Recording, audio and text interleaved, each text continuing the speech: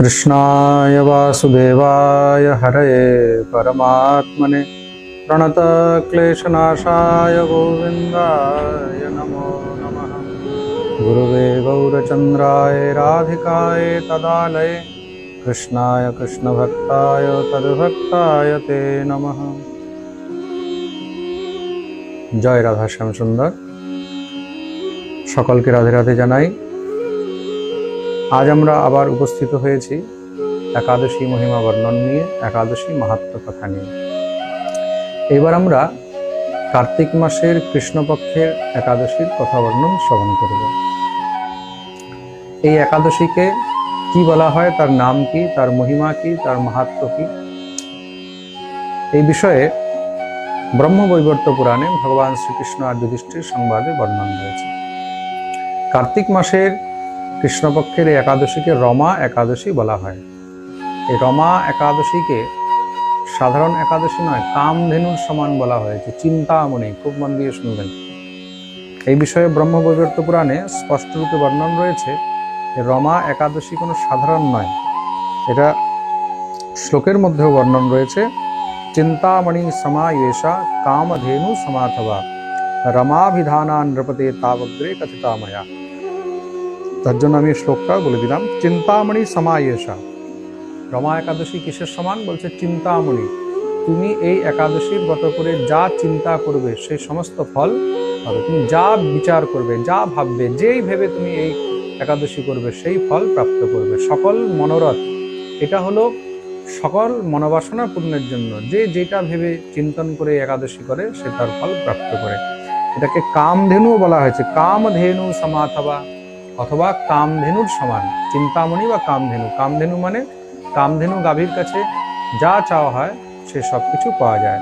তদ্রূপ এই রমা একাদশী। এই বিষয়ে যুধিষ্ঠির প্রশ্ন করলেন, প্রভু কার্তিক মাসের এই কৃষ্ণপক্ষের একাদশীর নাম কি এবং তার মহিমা কি? ভগবান তখন উত্তর দিলেন, রাজন শ্রূয়তাম রাজ শার্দূল কথয়ামি তবাগ্রতঃ কার্তিকে কৃষ্ণপক্ষে তু রমা নামনি সুশোভনা। এই কার্তিক মাসের কৃষ্ণপক্ষের একাদশীর নাম হলো রমা একাদশী। রমা একাদশীর বিশেষতা কি, তার মহিমা কি? ভগবান বললেন, রাজন পূর্বকালে এক রাজা ছিল যার নাম ছিল মুচুকুন্দ। সেই সূর্যবংশী রাজা মুচুকুন্দ ভগবানের পরম ভক্ত ছিলেন, পরম বৈষ্ণব ছিলেন, পরম ভগবত ভক্ত। আর দেবরাজ ইন্দ্র, বরুণ, চন্দ্র তাদের সঙ্গে তার খুব ভালো বন্ধুত্ব ছিল, খুব ভালো সম্পর্ক ছিল। কুবের, বিভীষণ ইত্যাদি তাদের সঙ্গেও খুব ভালো সম্পর্ক ছিল মহারাজ মুচুকুন্দের। সেই মুচুকুন্দের ঘরে খুব সুন্দর একটি পুত্রী হয়েছে। সেই পুত্রীর নাম হলো চন্দ্রভাগা। চন্দ্রভাগা নামক সেই কন্যা হয়েছে। যখন সেই কন্যা বড় হয়েছে, বিবাহযোগ্য হলেন, তখন রাজা মুচুকুন্দ চন্দ্রসেনের পুত্র শোভনের সঙ্গে তার বিবাহ দিলেন। চন্দ্রসেনের পুত্র শোভনের সঙ্গে নিজের পুত্রী চন্দ্রভাগার বিবাহ দিয়েছেন। একবার কি হয়েছে, তার পুত্রী নিজের স্বামীকে নিয়ে, তার জামাতা আর কন্যা তার রাজ্যে এসে উপস্থিত। জামাই এসেছে, খুব আনন্দের বিষয়, খুব আনন্দ চলছে। কিন্তু হঠাৎ তার মধ্যে একাদশী পড়েছে। শ্বশুর বাড়িতে এসছে জামাই, তা জামাইয়ের জন্য খুব খাতিরদারি করা হবে, সবকিছু খুব ভালোই চলছে। কিন্তু মাঝখানে একদিন একাদশী। তা একাদশীর জন্য কি করবে? চিন্তিত হয়ে গেলেন। রাজা বলেছেন, আমার তো নিয়ম, একাদশীর দিন আমার রাজ্যের মধ্যে কেউ অন্ন গ্রহণ করতে পারে না, সবাই নিরাহার থাকে। পুরো রাজ্যের মধ্যে ঢাকঢোল বাজানো হয় দশমীর দিন। সমস্ত সব মহারাজ প্রহরীরা গিয়ে ঢাকঢোল বাজিয়ে চারোদিকে সূচনা দিয়ে দেয়, খবর দিয়ে দেয় আগামীকাল একাদশী। যেরকম আজকাল আমি আপনাদেরকে ভিডিও বানিয়ে বলে দিই যে কবে একাদশী। তা এটাও জেনে রাখুন, এবার রমা একাদশী কবে হবে। আমাদের রমা একাদশী অক্টোবর মাসের 17 তারিখ, মানে শুক্রবারে হবে। তো মন দিয়ে শুনবেন, 17ই অক্টোবর শুক্রবার।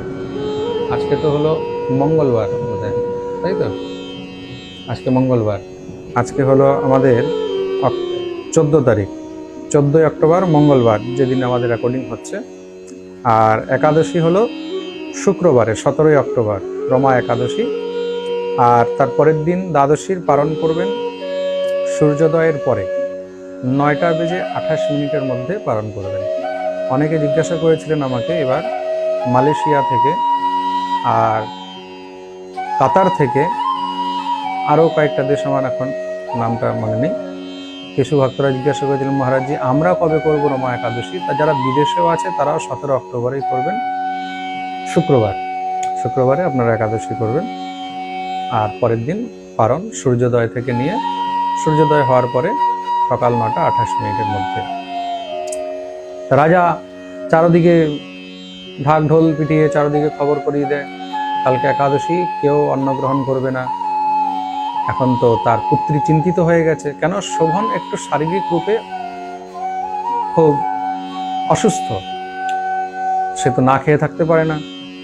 সে চিন্তিত হয়ে গেল, গিয়ে নিজের স্বামীকে বলছে যে একাদশী আগামীকাল তো আমাদের রাজ্যের মধ্যে কেউ কিচ্ছু গ্রহণ করবে না, আর তুমি না খেয়ে থাকতে পারবে না। তাহলে একটা কাজ করো, তুমি এখান থেকে চলে যাও, একদিনের জন্য কোথাও চলে যাও, নিজের খেয়ে দিয়ে তারপরে চলে আসবে পরের দিন। নাহলে এখানে তো কেউ যদি খাবার খায় তখন আমার পিতৃদেব তাকে দণ্ডিত করেন। এই রাজ্যের মধ্যে একাদশী ছাড়া, দেখুন কেমন ধর্মাত্মা রাজা, সেই ধর্মাত্মা রাজার রাজ্যের মধ্যে এমন কেউ নেই যে একাদশী করে না। আর এতটুকু পর্যন্ত এখানে গ্রন্থের মধ্যে লেখা রয়েছে, তার রাজ্যের মধ্যে শুধু মানুষ নয়, হাতি ঘোড়া পশু পাখি যা যা পোষ্য, যেগুলো তার ওখানে পুষে রাখার, যে গরু থেকে নিয়ে হাতি ঘোড়া যেগুলো রাজার এখানে থাকে, সেগুলো কেউ কিন্তু সেদিন কিছু গ্রহণ করে না, সব নির্জলা নিরাহার থাকে। বাকি যেগুলো ঘুরন্ত জীব তাদের কথা তো এখানে লেখা নেই, কিন্তু বলছে শুধু অন্ন নয়, ঘাস, অন্ন, জল ইত্যাদি কোনো বস্তুই তারা গ্রহণ করেন না। মত পিতুর বেশমনি বিভো ভোক্তব্যম নৈব কেনচিৎ গজৈর অশ্বৈস তথা চান্যৈর অন্যৈ পশুভিরৈব চ।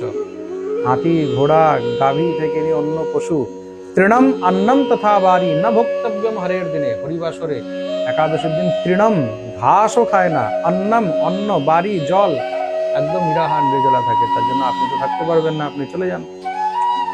তখন গিয়ে সেই শোভন তার স্বামী বলছে, দেখো যখন আমি এখানে এসেছি আর তোমার পিতা এত বড় ধর্মাত্মা একাদশীর ব্রত করে থাকেন, ঠিক আছে একদিন যা হওয়ার হবে, আমিও নিরাহার থাকবো, আমিও ব্রত করব। তিনিও বিচার করলেন, ব্রত করলেন। সম্পূর্ণ দিন কিচ্ছু খায়নি, কিচ্ছু গ্রহণ করেননি। সকাল থেকে সন্ধ্যা হয়ে গেল, রাত্রি হতে চলেছে, কিন্তু ক্ষুধায় আর অসুস্থ শরীর, তার জন্য আর থাকতে পারলেন না। অন্তে গিয়ে যখন রাত্রির অন্তিম প্রহর শেষ হয়েছে, তখন সে দেহত্যাগ করে দিল। একাদশীর ব্রত করে দেহত্যাগ করার কারণে রাজ্যে তো শোক হয়েছে, তার স্ত্রীও খুব কান্নাকাটি করলেন।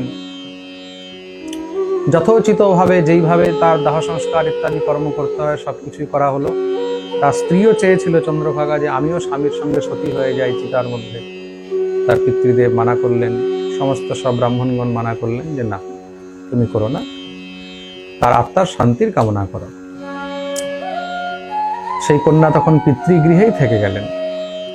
আর এই শোভন একাদশীর ব্রত করে যে দেহত্যাগ করেছে, তার কারণে সে মন্দরাচল পর্বতের উপরে দেবপুর নামক একটি দিব্য স্থান প্রাপ্ত করেছে। দেবপুর মানে দেবতাদের তুল্য স্থান।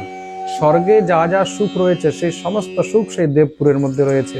ভগবান সেটা তাকে প্রদান করলেন, আর দেবপুরের তাকে অধিপতি বানিয়েছেন, রাজা বানিয়েছেন। সে সেখানে দিব্য আনন্দ রয়েছে দেবপুরের মধ্যে, সমস্ত প্রকারের সব সুখ সেখানে রয়েছে। এক সময় কি হয়েছে, কিছু সময় পরে সেই মুচকুন্দের রাজ্য থেকে একজন ব্রাহ্মণ, তার নাম হলো সোম শর্মা, তিনি পৃথিবী ভ্রমণ করতে করতে পৃথিবীর সেই স্থান মন্দরাচলে গিয়ে উপস্থিত হলেন। মন্দরাচলের উপরে সেই দেবপুর, সেই দেবপুরে যখন গেছেন, দেবপুরের মধ্যে গিয়ে সেই রাজ্যে যখন দূর থেকে রাজাকে দেখলেন, দর্শন করলেন, সিংহাসনে বসে রয়েছে, তিনি তো চিনে গেছেন, এ তো সেই শোভন, আমাদের রাজ্যের জামাতা। তখন তিনি তার কাছে এসে নিজের পরিচয় দিলেন যে আমি আপনার শ্বশুর বাড়ি আপনার শ্বশুরের ঘর রাজা মুচুকুন্দের রাজ্য থেকে এসেছি, আমি আপনাকে দেখে চিনতে পেরেছি, কিন্তু আপনার তো মৃত্যু হয়ে গেছিল, আর আপনি এখানে এই অবস্থায়? বলে, হ্যাঁ, আমার সেই নশ্বর শরীরের মৃত্যু হয়ে গেছে, কিন্তু তারপরেও আমি একাদশীর কারণে, আমি রমা একাদশীর ব্রত পালন করেছিলাম, আর সেই একাদশী করে আমার দেহত্যাগ হওয়ার কারণে আমি এই দিব্য দেহ প্রাপ্ত করে এই সুখ প্রাপ্ত করেছি। কিন্তু এটা তো অধ্রুব। তখন সেই ব্রাহ্মণ বললেন, অধ্রুব কেন? কেন কি আমি অনিচ্ছা সত্ত্বে, মনের মধ্যে সেই শ্রদ্ধা ছিল না, সেই সমস্ত নিয়ম নিষ্ঠা ইত্যাদি মেনে তো আমি করিনি, খাবার খেতে পারবো না বলে আমি বললাম ঠিক আছে, যখন সবাই খাবে না তো আমিও খাবো না, এই বিচার করে তখন আমি এই ব্রতটা করেছি, তার ফলে আমি এটা পেয়েছি। কিন্তু তুমি তো যাবে রাজ্যে, গিয়ে আমার স্ত্রীকে বলবে, সে যদি চায় তাহলে আমার এই অধ্রুব রাজত্বকে ধ্রুব করে দিতে পারে। অধ্রুব মানে অস্থায়ী, ধ্রুব মানে স্থায়ী। সোম শর্মা তখন সেখান থেকে ফিরে আসলেন, এসে রাজা মুচুকুন্দকে সমস্ত সব বিষয়ে বর্ণন করলেন, তার কন্যাকে চন্দ্রভাগাকে সমস্ত সব কথা বর্ণন করলেন। চন্দ্রভাগা শুনেই সঙ্গে সঙ্গে অধীর হয়ে গেল, আমাকে আমার স্বামীর কাছে নিয়ে চলে। তখন সোম শর্মা তাকে সেই স্বামীর কাছে নিয়ে আসার জন্য যখন মন্দরাচলে এসে উপস্থিত হয়েছেন, সেই মন্দরাচল পর্বতে গিয়ে সেখানে এক দিব্য ঋষির সঙ্গে দেখা হলো, তার নাম হলো বামদেব ঋষি। ঋষির কাছে গিয়ে প্রণাম করলেন, ঋষির কাছে প্রণাম করে সমস্ত সব বৃত্তান্ত জানালেন। তখন সেই কন্যা তখন তাকে বললেন, হে গুরুদেব, আমার স্বামী বলেছে যে আমি যদি চাই তাহলে তার এই সমস্ত সুখ ধ্রুব হবে, মানে স্থায়ী হয়ে যাবে। মানে একদিন তো সবার পুণ্য শেষ হয়, তো ক্ষীণে পুণ্যে মর্তে লোকে বিশন্তি, যখন পুণ্য শেষ হয় তখন তাকে আবার সেই জায়গায় যেতে হয়। তা আমি যেন এটাকে স্থায়ী করতে পারি, তার জন্য আমাকে কি করতে হবে? তখন বামদেব ঋষি তাকে বললেন, তুমি তো নিষ্ঠা সহকারে প্রত্যেকটি একাদশী ব্রত পালন করেছো, তা তুমি যদি নিজের এই একাদশী ব্রতের সমস্ত ফল তাকে অর্পণ করো, তখন গিয়ে এই সুখ স্থায়ী হয়ে যাবে। তখন তাকে সেই চন্দ্রভাগাকে সুন্দর করে অভিষেক ইত্যাদি করিয়ে ব্রতে সংকল্পিত করলেন। আর সেই ভগবতী চন্দ্রভাগা তখন এই রমা একাদশী ব্রত পালন করলেন সম্পূর্ণ বিধি বিধানের সংকল্প নিয়ে। তৎপশ্চাৎ তিনি এই একাদশীর ফল নিজের স্বামীকে উৎসর্গ করাতে তখন সেই ভগবতী চন্দ্রভাগাও দিব্য দেহ প্রাপ্ত করে নিজের স্বামীর কাছে গিয়ে উপস্থিত হলেন। আর দুইজন মিলে সেই ধ্রুব মানে স্থায়ী সেই দিব্য আনন্দ সুখ উপভোগ করলেন। আর ভগবত ভজন করে তারা আজও ভগবত চরণারবিন্দে রত হয়ে রয়েছেন। বলছেন, যেই জীব এই রমা একাদশী ব্রত পালন করে থাকে, সংসারের সমস্ত পাপ থেকে তো সে মুক্ত হয়, ব্রহ্মহত্যা আদি পাপ থেকেও সে মুক্ত হয়। এবং যে যা চিন্তা করে এই একাদশী ব্রত করবেন, যে ইচ্ছা রেখে করবেন, তার সেই সমস্ত ইচ্ছা অবশ্যই সফল হবেই হবে। তার জন্য এই রমা একাদশীর ব্রত নিশ্চয়ই পালন করবেন। যারা সমর্থবান তারা নিজের সামর্থ্য অনুসারে ব্রত পালন করবেন। যারা নির্জলা নিরাহার থেকে করতে পারেন তারা নিরাহার থেকে করবেন। যারা নিরাহার পারেন না ফলাহার থেকে করবেন। যারা ফলাহার থেকে পারেন না তারা শাকাহার করবেন, অন্নটা বর্জন করবেন। বাকি যত পারবেন হরিবাসর, এই হরিবাসরের মধ্যে যদি আপনারা রাত্রি জাগরণ করতে পারেন খুব ভালো, যত পারবেন জপ করবেন, ভাগবত পাঠ করবেন, গীতা পাঠ করবেন, ভাগবত পাঠ শ্রবণ করবেন। যদি তীর্থে থাকেন তীর্থে গঙ্গা যমুনা ইত্যাদি রাধাকুণ্ডে স্নান করবেন। যে যেখানে থাকবেন সেইভাবেই দান ধর্ম ইত্যাদি একাদশীর দিন যা পারবেন অবশ্যই করতে থাকবেন। সমস্ত ভক্তদের কাছে আমি করবদ্ধ প্রার্থনা করব যে আপনারা সবাই হরিভক্তি যেন লাভ করতে পারেন। একাদশী করুন, যে যেমন আছেন, যে জায়গায় আছেন, সে সেখানে থেকেই নিজের নিজের সামর্থ্য অনুসারে একাদশী ব্রত পালন করবেন। রাধে রাধে, জয় রাধা শ্যাম সুন্দর।